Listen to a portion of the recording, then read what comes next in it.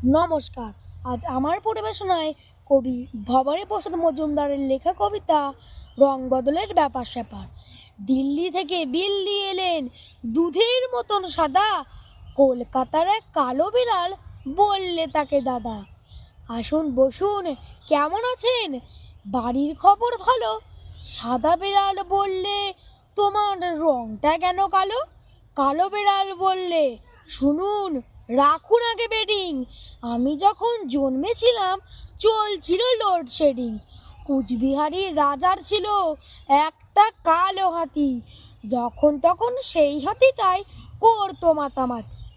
পরদিন তার কাণ্ড দেখে চমকে গেল পিলে, 5টা কাপড় কাঁচা সাবান ফেললো হাতি গিলে।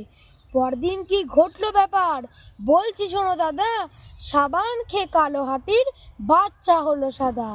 রামুর সাথে দামুর সেদিন হঠাৎ হলো দেখা, বললে রামু, শোন রে দামু, চললি কোথায় একা?